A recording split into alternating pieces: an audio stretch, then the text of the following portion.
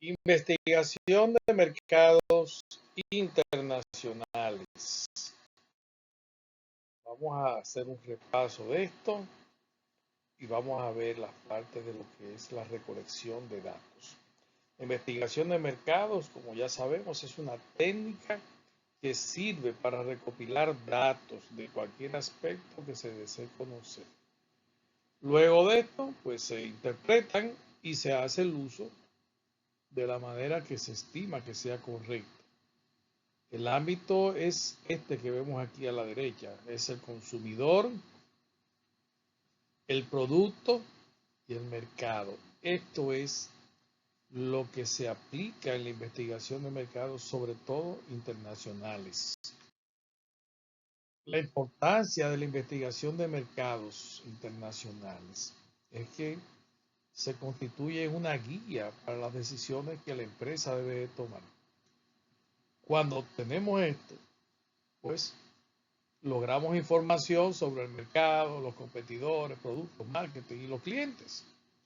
Se puede decir que hay dos razones para implementar una investigación. Y es que nos va a permitir, primero que nada, generar la información para lograr éxito del marketing del producto o servicio.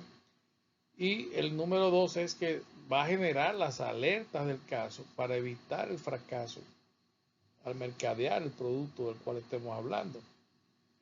Las dos cosas se puede resumir en una reducción de incertidumbre para toma de decisiones.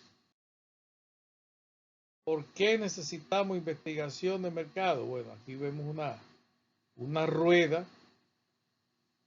que nos va a permitir, pues, lograr tal vez una mayor comprensión, desarrollar y ajustar productos, servicios, voy a leer uno, dos o tres, monitorear y enfrentar la competencia, desarrollar canales de distribución nuevos, construir una marca, etcétera, etcétera, etcétera. En cuanto a los objetivos, pues hay tres objetivos en una investigación, que son los administrativos, los sociales y los económicos, sobre todas las cosas. Estos son tres objetivos fundamentales. Los beneficios que nos puede proporcionar una buena investigación de mercado lo podemos resumir en que nos va a dar las pautas más cercanas a la realidad, a lo correcto para tomar decisiones. Recuerden siempre que en gerencia debemos de tomar la mejor decisión posible con la mejor información posible. Siempre hay un riesgo. No hay, el que crea que no tiene cero riesgo, o no, está equivocado. Siempre hay un riesgo. Por más que usted lo reduzca, todavía usted lo reduce a un 1% de posibilidades, es un 1%. Pero es mejor tener esa pequeña incertidumbre a estar tomando decisiones en base a que yo creo que, a mí me parece que, por eso se hace investigación de mercados. Aquí nos dice que la incertidumbre son, bueno, pues reducir bueno, propósito de la investigación, reducir la incertidumbre cuando se hace un plan, sea cual sea, y controlar los resultados de una vez que se ejecuta un plan. Primero, desarrolla un plan, luego lo ejecuta y controla el resultado. Estos son los tipos de investigaciones que se utilizan en la competitividad en empresas y negocios internacionales específicamente. Son la investigación de la segmentación, investigación de productos, investigación de promoción, fijación de precios y la distribución.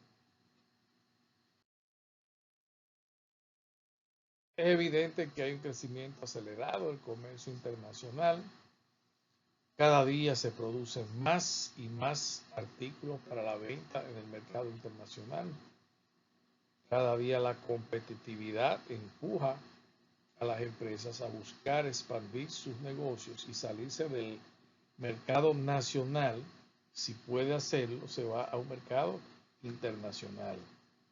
Pero no es tan fácil como en el mercado nacional, que ya no es fácil, pero es más fácil que usted lo haga en el mercado nacional a que lo haga en el internacional, por lo que hemos estado hablando, el tema de las culturas. Solo con el tema de la cultura ya tenemos un tema de estilo de vida y de patrones de consumos que debemos estudiarlo para poder lograrlo. Hay culturas geográficamente dispersas, como todos lo sabemos. Tenemos culturas nacionales que son dispersas ya de por sí mismas. Imagínese usted entonces las culturas internacionales. Ya esto pues es complicado. Entonces hay que hacer investigación según donde estemos tratando de hacerlo y comprender ese país al cual queremos exportar mejor quizás que los mismos habitantes de allí. Si lo que vamos a hacer es importación, pues es mucho más sencillo todavía. Aquí hay que tomar ciertas decisiones, la famosa mezcla de marketing, las 4P que se conocen en mercadeo, que son el producto, el precio, la plaza y la promoción. Pero esto tiene sus factores internos y externos que podemos ver en la lámina. Y aparte de esa mezcla de marketing, el desarrollo y prueba de nuevos productos. Hay que hacer investigación. Hay que investigar cuáles son los medios de comunicación adecuados en el país destino, ¿verdad? Qué tan sensibles son a los precios. Los criterios, pues aquí lo tenemos para analizar los mercados. ¿Cuál es la oferta? ¿Qué oferta hay en ese mercado? Tanto local o de competidores de otros países. ¿Cuál es la demanda? Y aquí vamos a la característica de los consumidores. ¿Qué está demandando el consumidor de esa nación a donde queremos irnos? ¿Cuáles son los canales de comercialización que más se utilizan en esos países? Las ferias más importantes que hayan allí, porque tal vez a usted le conviene pues localizar antes de lanzarse a hacer un gran estudio, a buscarse algún comprador local que ya ese individuo, esa empresa ha hecho todos los estudios correspondientes y podría interesarle el producto que usted quiere vender allí. También hay que indagar las barreras técnicas y administrativas. Normas de etiquetado, requerimientos técnicos, requerimientos legales, etcétera, etcétera, y etcétera. Y aquí pues tenemos la claridad de qué tan necesario es investigar en los mercados internacionales. Hemos hablado de muchas cosas hasta este momento y todas ellas son importantes. Todas son importantes. En la rentabilidad de la empresa, bueno, pues contribuye al aumento del beneficio empresarial porque podemos adaptar los productos a las condiciones de quien me está demandando. Puedo perfeccionar el método de promoción. Estimula la productividad en la empresa. Esto es importante. Hasta ahora hemos visto varios slides, pero realmente es muy importante y sabemos hasta este momento qué tan importante es los negocios internacionales y sobre todo su impacto en la rentabilidad de la empresa, que es lo que busca toda empresa, un superávit. Veamos ahora algunas técnicas, instrumentos de recolección de datos. Primero, la recolección de información. La preparación del trabajo de campo involucra muchas actividades importantes. Hay que lograr información sobre el contexto, la inversión inicial, la negociación del acceso. A veces sucede que estamos estudiando realidades y no estamos familiarizados con ellas. Eso es bastante normal, ¿eh? Para la recolección de información hay unas cuantas estrategias, por ejemplo, familiarizarse con la organización y los actores investigados, el país, etcétera. Disponer de tiempo necesario, aprovechar contactos que existan, ¿eh? Comunicar la naturaleza del estudio, usar un lenguaje comprensible, esto sí es importante, porque todo lo demás que podemos desarrollar excelente, 5 estrellas y todo lo que usted quiera, y si el lenguaje no se entendió, ya, se dañó todo. Las técnicas de recolección, pues, son básicamente estas: la encuesta, la entrevista individual en profundidad o entrevista a los expertos, se le llama también. Los grupos focales o focus group, dice aquí también. Y la observación, que se corresponde con un diseño experimental sobre todas las cosas. En la investigación cuantitativa se utilizan los cuestionarios, la observación, el análisis de contenido y el análisis de los datos secundarios, los KPIs, los indicadores que puedan existir. Para elaborar un instrumento de recolección, un cuestionario, por ejemplo, hay que tomar en cuenta la operacionalización del mismo, o sea, cómo lo va a ejecutar un encuestador, que también lo puede hacer. Por eso hay que pilotearlo, como le llaman. La codificación del mismo para lograr resultados después. Y finalmente establecer qué es lo que vamos a medir y cómo lo vamos a medir. Vamos a medir frecuencias, vamos a hacer cruces, o sea, correlaciones, de quién, de Spearman, de Pearson, no sé, un estadígrafo debe ayudar en esto. El cuestionario es el principal medio para recopilar información. ¿Okay? Vamos a levantar allí datos primarios, porque es la primera vez que se levantan esos datos. Y son cuantitativos. El cuestionario me va a permitir recoger datos de una forma estandarizada para lograr una consistencia y coherencia cuando lo vayamos a analizar. Son una serie de preguntas sobre variables que queremos medir. Debe ser congruente con el planteamiento del problema y la hipótesis si existe. Tienen estas características. Deben ser redactadas de manera clara, precisa y comprensible y ser lo más breves posibles. Formuladas en un vocabulario simple, directo y familiar. Fíjense cómo aparece a la izquierda un cuestionario con Google Forms. Todo el que tiene una cuenta de Gmail, por ejemplo, pues, o con Google, pues tiene la facilidad de utilizar esa herramienta que se llama Google Formularios o Google Forms. Y es una manera de levantar información en una encuesta online. Hay preguntas abiertas, hay preguntas por escala, hay de opción múltiple, hay dicotómicas que no son más que las lógicas, o sea, sí o no, falso o verdadero. También tenemos la escala de Likert. Likert fue un investigador que desarrolló este tipo de escala para preguntas, para salirse un poco del sí, no, no sé. Pues entonces desarrolló este tipo de escala. Fíjese que utilizan números del 1 al 5, ¿verdad? Puede ser del 1 al 3 también, ya eso es muy mínima. Pero siempre se utilizan, o casi siempre se utilizan, en números impares para lograr el neutro, como se ve aquí.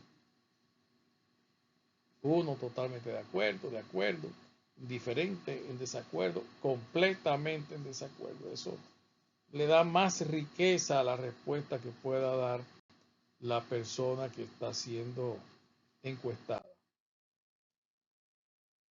El cuestionario debe decir el título de la investigación, una pequeña presentación del encuestador y de la empresa. el objetivo que se está buscando, el tiempo estimado para que la gente sepa cuánto tiempo va a estar allí, a quién se le dirigen y finalmente un colofón en agradecimiento por el tiempo que nos ha ofertado la persona. Esto es un ejemplo, por ejemplo, valga la redundancia, de una escala de medición. Aquí va del 1 al 7, voy a utilizar el de arriba, donde dice si la metodología de la investigación es para usted, ¿qué? ¿Aburrida o entretenida? Entonces usted tiene allí 7 posibilidades de marcar. Si es del 1 al 7, que son raras las veces que eso aparece, pues aquí se utiliza una Likert, donde la del centro es neutral, la de la izquierda pueden ser negativas, la de la derecha pueden ser positivas. La investigación cualitativa, la cuantitativa es recolección de números, datos para procesarse. La cualitativa tiene que ver con conceptos. Y aquí se utilizan entrevistas, se utiliza la observación y los grupos focales. En estos 3 casos, pues se obtiene información muy valiosa, claro está, pero difícil de procesar cuantitativamente. Pero son conceptos que son necesarios, que se pueden levantar allí y dan una mejor vista, ¿verdad? Una visión más completa del panorama de la problemática que se está estudiando. La entrevista individual en profundidad, aquí se le llama entrevista de expertos, se le dice aquí, es una conversación larga, ¿verdad? Entre el investigador y el investigado, por ejemplo, o el investigador y el experto, para levantar información con mucho detalle sobre un tema específico. Por eso la persona es un experto. La guía debe tener, ¿verdad? Pues un formato fundamentalmente abierto. Por eso las preguntas abiertas generan datos cualitativos. Al ser abiertas también no estamos condicionando al entrevistado a que diga sí, no, sino que él se puede expresar libremente. Hay 3 tipos de entrevista, ¿verdad? La estructurada, la semiestructurada y la abierta. Cuando está estructurada son un conjunto de preguntas que siguen el mismo orden, va una detrás de la otra y no se puede saltar. Cuando es semiestructurada, pues entonces ya hay una secuenciación flexible. Sigue siendo preguntas, ¿verdad? Que deben hacerse y que tienen unas respuestas que no son abiertas, pero el entrevistador puede moverla de un lado a otro o puede hacerlo como él quiera, pero debe de lograr la información de todas las preguntas. Y en la no estructurada o abierta solamente está predefinido el tema que se va a tratar. O sea, hay completa libertad para preguntar y responder. En cuanto a los tipos de preguntas, pues son de opinión, expresión de sentimientos, conocimientos, preguntas sensibles también para la persona, preguntas de antecedentes, de simulación. ¿Qué cree usted? ¿Qué haría usted en tal o cual cosa? Es lo que se refiere a lo de la simulación. Y en la guía de este tipo de entrevista debemos tener la fecha, el objetivo, la presentación, por ejemplo, de los alumnos. Si puede ser una entrevista a un profesor, datos generales del entrevistado, preguntas en una secuencia lógica, la despedida y el agradecimiento. En estadística se manejan los conceptos de confiabilidad y validez de los instrumentos. O sea, el instrumento mide aquello para lo cual fue creado. Es una gran pregunta que debe de hacerse el investigador. Ciertamente esto está midiendo lo que yo necesito que mida. ¿Se construyó para eso? Es la otra pregunta.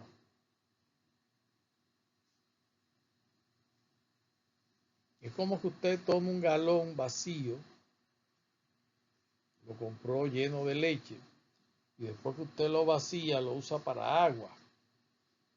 El galón, a menos que venga predefinido que se fabricó para contener cualquier líquido, él se fabricó inicialmente para leche y usted lo está usando para otra cosa.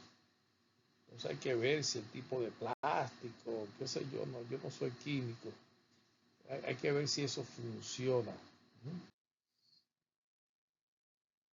El instrumento de medición debe tener confiabilidad, debe ser confiable, debe tener valor y debe ser objetivo. La confiabilidad es el grado en que un instrumento produce resultados consistentes y coherentes. O sea, cada vez que yo le aplique esto a la misma persona, me debe dar un resultado igual.